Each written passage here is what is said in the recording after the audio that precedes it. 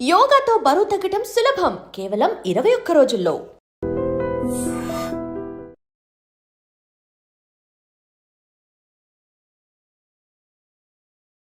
So as a gastroenterologist and recent టైమ్స్లో కూడా మన ఒక గట్ హెల్త్ అనేది కూడా వెరీ వెరీ ఇంపార్టెంట్. ఏంటంటే ఆ గట్ హెల్త్ బాగుంటే అన్నీ బాగున్నట్టే మన లైఫ్లో. ఆ హెల్త్ అనేది కూడా మొత్తం బాగుంటుంది, వేరే అవయవాలు కూడా అన్నీ దాని కరెక్ట్ ఫంక్షన్ అనేది కూడా జరుగుతూ ఉంటుంది అంటారు. సో గట్ హెల్త్ నిజంగా అంత ఇంపార్టెంటా? గట్ హెల్త్ అనేది యూజువల్గా ఒకప్పుడులా లేదండి. గట్ హెల్త్ ఒకప్పుడు ఇంట్లో ఫుడ్ ఎక్కువ తినేవాళ్ళు. మన చిన్నప్పుడు కానీ అందరూ పిల్లలు కానీ బయట ఫుడ్ ఎక్కువ ఉండేది కాదు. ఇప్పుడు ద మొమెంట్ ఈ ఫుడ్ డెలివరీ యాప్స్ అన్నీ వచ్చేసిన తర్వాత పిల్లలకి ఏ టైంలో ఏది కావాలంటే అది యూజువల్లీ అవుట్ సైడ్ ఫుడ్ వచ్చేస్తుంది. సో ఒకప్పుడు చక్కగా ఇంట్లో ఫుడ్ తినేవాళ్ళు, అప్పుడప్పుడు వారానికి ఒక్కసారి రెస్టారెంట్కి వెళ్ళేవాళ్ళు, బయట తినేవాళ్ళు. Okay, that's a different thing. ఇప్పుడు గట్ హెల్త్ సరిగ్గా ఉండాలంటే మనం తినే ఫుడ్ సరిగ్గా ఉండాలి. మనం తినే ఫుడ్లో క్వాలిటీ కన్నా కూడా టేస్ట్కి ఇంపార్టెన్స్ ఉన్నప్పుడు వాళ్ళు ప్రిపేర్ చేసే వాళ్ళు కూడా దీని టేస్ట్ ఎక్కువ ఉండాలి, ఏది కలిపినా పర్వాలేదు అన్నట్టు ఉంటారు. సో ఆబ్వియస్లీ వాళ్ళకి వాళ్ళ సేల్ ఇంపార్టెంట్, రైట్? వాళ్ళకి మన health is not important. But ఇంట్లో మన మదర్ ప్రిపేర్ చేశారనుకోండి, వాళ్ళకి టాప్ ప్రియారిటీ ఉంటుంది, మన హెల్త్ బాగుండాలి, కొంత టేస్ట్ ఉండాలని రెండూ ఉంటాయి. ఆ ప్రేమ అనేది ఉంటుంది, వీళ్ళ ఆరోగ్యం అనేది ఉంటుంది. అది అవుట్ సైడ్ ఫుడ్ డెలివరీ యాప్స్లో అది ఉండదు. కాబట్టి మనం చెత్త అంతా తినేసరికి ఇప్పుడు గట్ హెల్త్ చాలా మంది గ్యాస్ గ్యాస్ గ్యాస్ గ్యాస్ అని ఉదయం లేస్తే గ్యాస్, అంతా గ్యాస్ మయం లాగా అయిపోయింది ప్రపంచం అంతా. అందరూ సార్ గ్యాస్ అంటారు, లేదంటే తేపులు అంటారు, లేదంటే కింద నుంచి అంటారు, లేకపోతే ఉబ్బరం అంటారు. ఇంకా విచిత్రమైన కంప్లైంట్లు.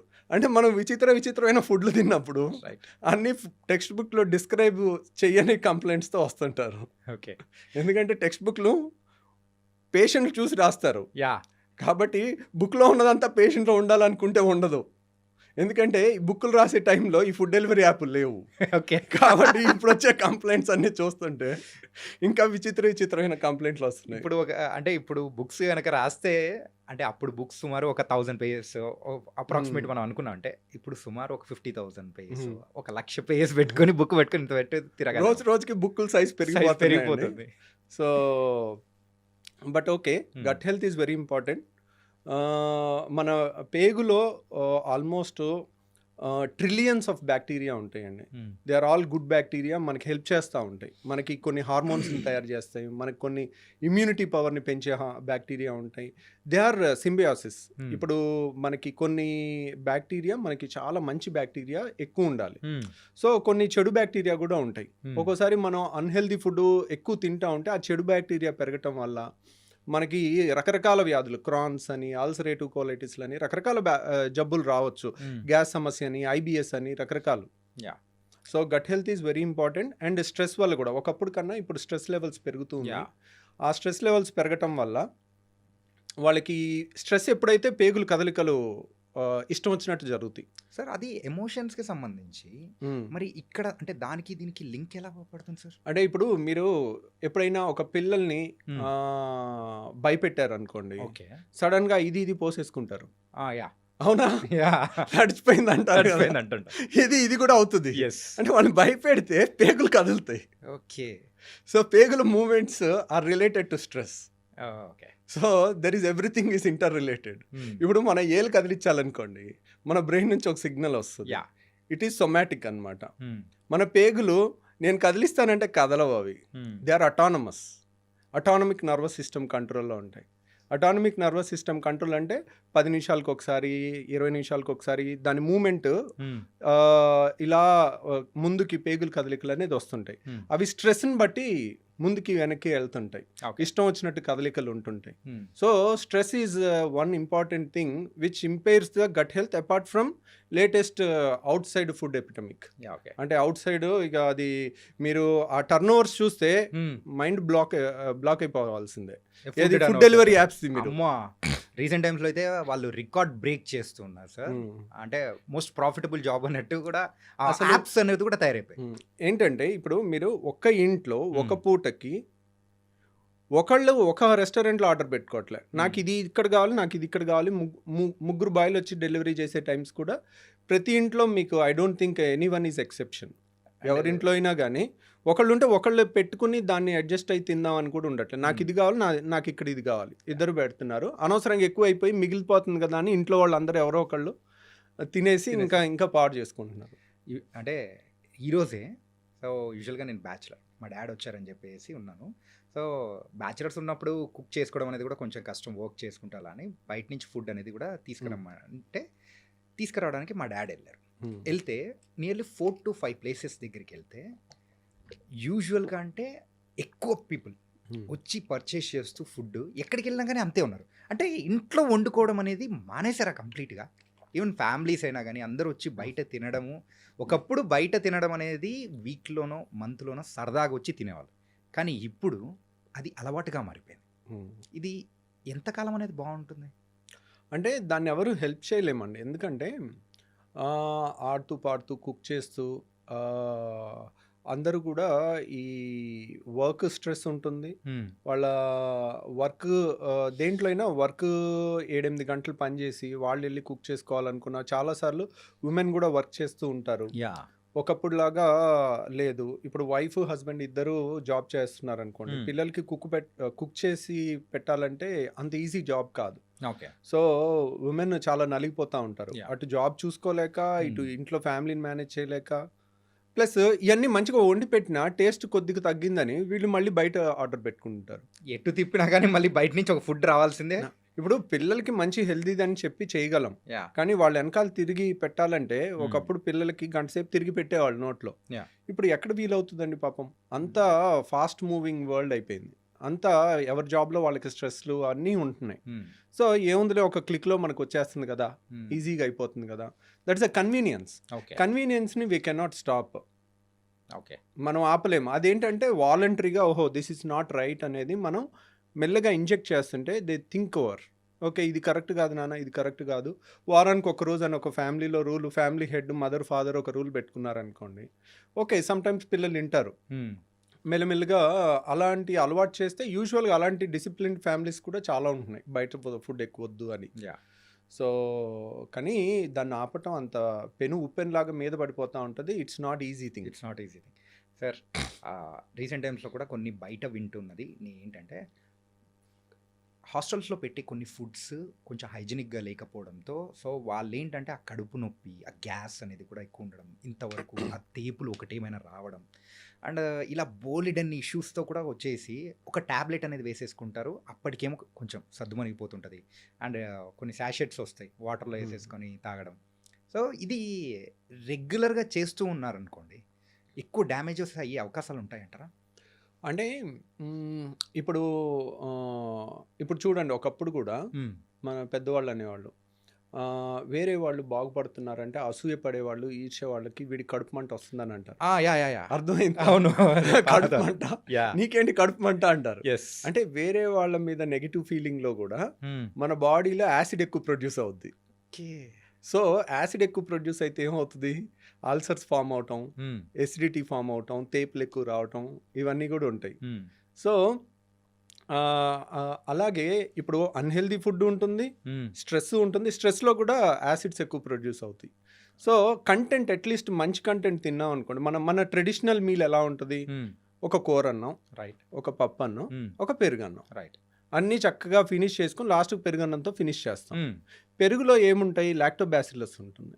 లాక్టోబాసిల్లస్ అంటే అది నైట్ అంతా తోడుపెట్టిన పెరుగు ఉంటుంది కదా, దాంట్లో కొన్ని గుడ్ బ్యాక్టీరియా ఉంటాయి. ఆ లాక్టోబాసిల్లస్ అనేది చాలా మంచిది గట్ హెల్త్కి. మన మంచి బ్యాక్టీరియాని బాడీలో పెంపొందిస్తుంది. ఇలాంటివి మన ట్రెడిషనల్ ఫుడ్ కొంచెం టేస్ట్ తగ్గినా దానికి అడ్జస్ట్ అయ్యి ఉంటే కనుక యూజువల్గా మన గట్ హెల్త్ ఇంప్రూవ్ అవుతుందండి. ఒకప్పుడు మా చుట్టాల్లో ప్రొఫెసర్ వెంకటేశ్వరరావు గారు అని ఉన్నారు.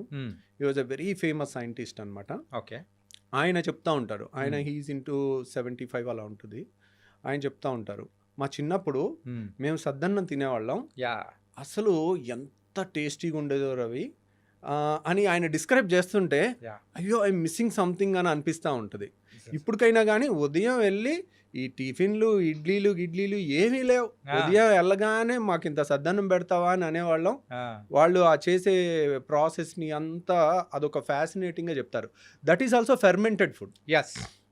నైట్ పెట్టేసి అండ్ మార్నింగ్ తినడం. ఎప్పుడైతే ఫెర్మెంట్ చేస్తామో ఇప్పుడు చూడండి దోస Hmm. పిండి ఉంటుంది. యా మీరు ఈ రోజు రుబ్బి ఈ రోజు దోశ వేయండి టేస్ట్ ఉండదు. అవును. దాన్ని 1 or 2 days మినిమం పులిస్తేనే దాని టేస్ట్ ఉంటుంది. ఎస్ సో దానికి టేస్ట్ వచ్చింది అంటే దాని అర్థం ఏంటి?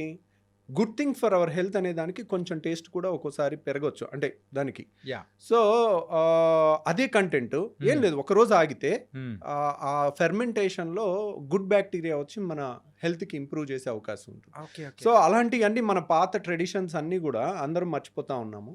సో ఈ సద్దన్నం లాంటిది ఫెర్మెంటెడ్ థింగ్ కానీ ఇవన్నీ కూడా మనం మళ్ళీ ఆ అథెంటిక్ మా ముసలోళ్ళందరినీ పట్టుకుని తీసుకొచ్చి ఏది అథెంటిక్ అనేది అది ఇప్పుడు నేను అడిగితే నేను ఎప్పుడు నా చిన్నప్పుడే నేను తినలేదు దాన్ని నేను ఎలా చెప్పగలను? యా మా ముందు జనరేషన్ వాళ్ళు చెప్తుంటే వింటా ఉన్నాం.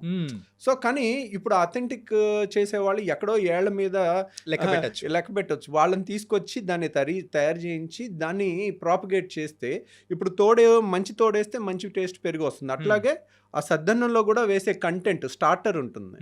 స్టార్టర్ని రోజు ఆ గంజిలోంచి తయారు చేస్తారు. అది ఓకే. గంజిని వార్చి గంజిని పులవబెట్టి దాంట్లో వచ్చే బ్యాక్టీరియా ఉంటుంది. పెరుగులో ఉండే బ్యాక్టీరియా వేరు, దాంట్లో ఉండే బ్యాక్టీరియా వేరు. సో ఆ స్టార్టర్ నుంచి తయారు చేయటం అనేది ఇప్పుడున్న వాళ్ళలో ఎంతమంది చెప్తారు ఇది సద్దన్నం అని, కానీ ఆ అథెంటిసిటీ అనేది రియల్గా మళ్ళీ మనం రీడిస్కవర్ చేసుకోవాల్సిన టైం వచ్చింది మన గట్ హెల్త్కి. ఆ టేస్ట్ని కూడా మిస్ అవ్వకుండా వాళ్ళు ఇప్పటికీ ఆయన చెప్తూ ఉంటే ఆయన ఫేస్లో ఆ ఎక్సైట్మెంట్, మా చిన్నప్పుడు ఇలా తినేవాళ్ళం, సద్దన్నం పెడితే ఎంత ఆనందంగా తినేవాళ్ళం అని చెప్తా ఉండేవాళ్ళు. సింపుల్గా మన ఇమాజినేషన్లోకి వెళ్తున్నాం, ఆ తింటున్న ఫీలింగ్ ఆ ఫీలింగ్ అనేది వచ్చేస్తూ ఉంటుంది. ఓకే సార్, ఈ ఫుడ్స్ విషయానికి వచ్చాం కాబట్టి ఫుడ్స్ విషయంలో మెయిన్గా మన హైదరాబాద్ డిసీస్ అనే కాదు, ఇప్పుడు ప్రెజెంట్ ఉన్న ట్రెడిషన్ ప్రకారం అయితే అందరూ కూడా biryani is very common thing. బిర్యానీలో లాట్ ఆఫ్ మసాలాస్ అన్నీ ఉంటాయి. దాంతోపాటు కాంబినేషన్గా ఒక బ్లాక్ కూల్ డ్రింక్ అనేది కూడా యూస్ అంటే తాగుతూ ఉండే అవకాశాలు అనేది కూడా ఎక్కువ ఉంటుంది. ఈ రెండింటి కాంబినేషన్ సో మన గట్ హెల్త్కి ఏమైనా ప్రాబ్లం తెస్తుందా? సో బిర్యానీస్ వల్ల మన ప్రాబ్లం తెస్తుందా అంటే యూజువల్గా వన్స్ ఇన్ ఎ వీక్ తిన్నాం అనుకోండి, ఓకే ఇట్స్ ఓకే. బట్ బిర్యానీని కూడా ఇంట్లో మంచిగా చేసుకుని కూడా చాలా బాగా కుక్ చేసుకుని కూడా తినొచ్చు. ప్లస్ కూల్ డ్రింక్ అనేది కూడా once in a week is okay. So కానీ cool drink can destroy somebody's life. కొంతమంది పిల్లలు ఏంటంటే ఫ్రిడ్జ్లో 2 లీటర్ కూల్ డ్రింక్ బాటిల్ తెచ్చి పెట్టుకుని మంచినీళ్ళు తాగినట్టు తాగుతున్నారు.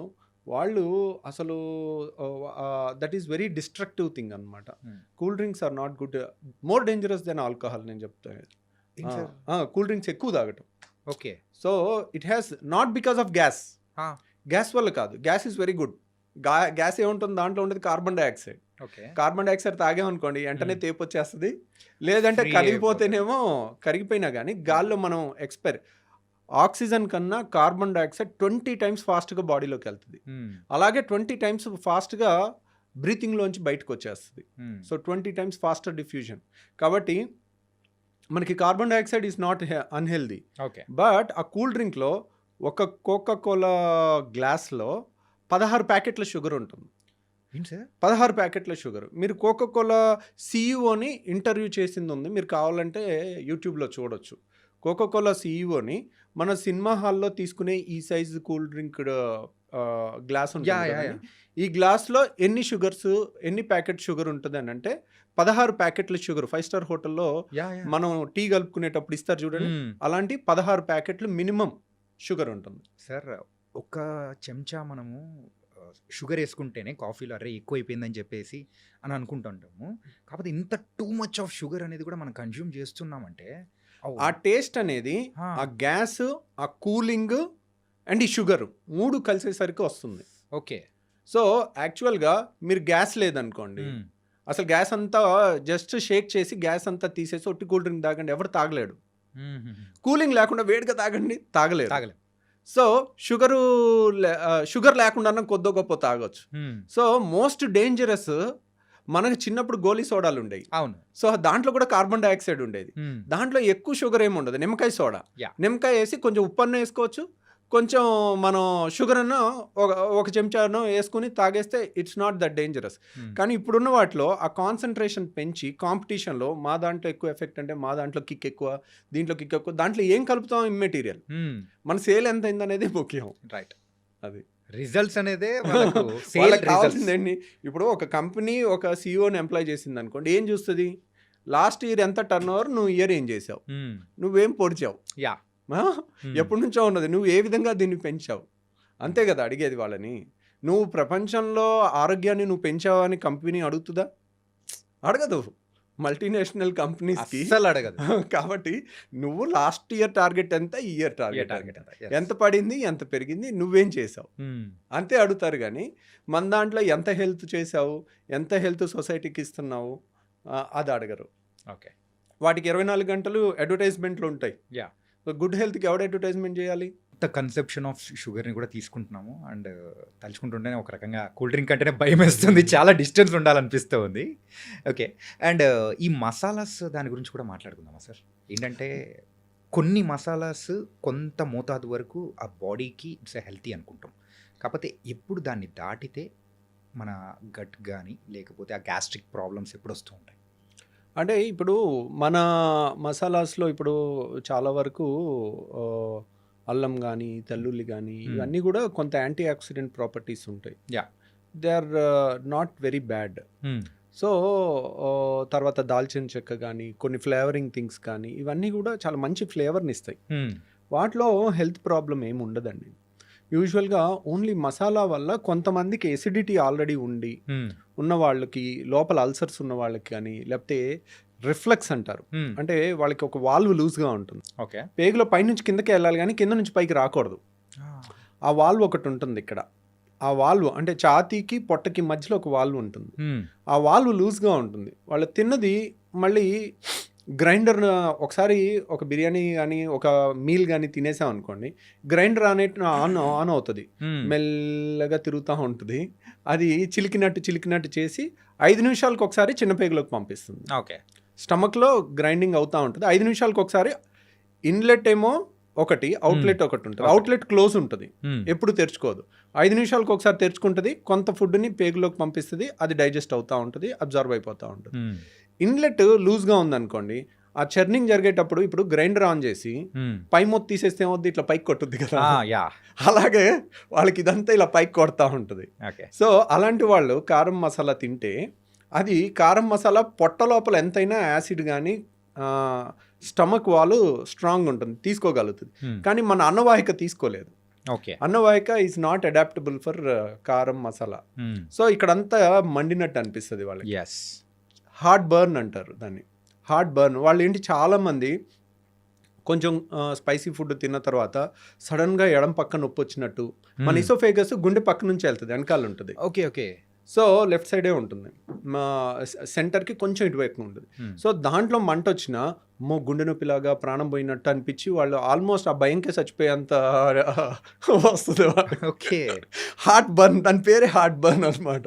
మీరు హార్ట్ అటాక్ అనుకుని వెళ్ళే పేషెంట్లో 100 మందిలో 90 మంది వీళ్ళే ఉంటారు, ఎందుకంటే ఇది సర్వసాధారణమైన సమస్య.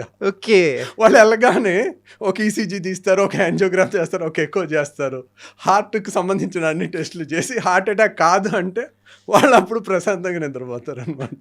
Okay. And for more videos, please subscribe to iDream. Please subscribe to iDream. Please subscribe iDream. And please subscribe to iDream.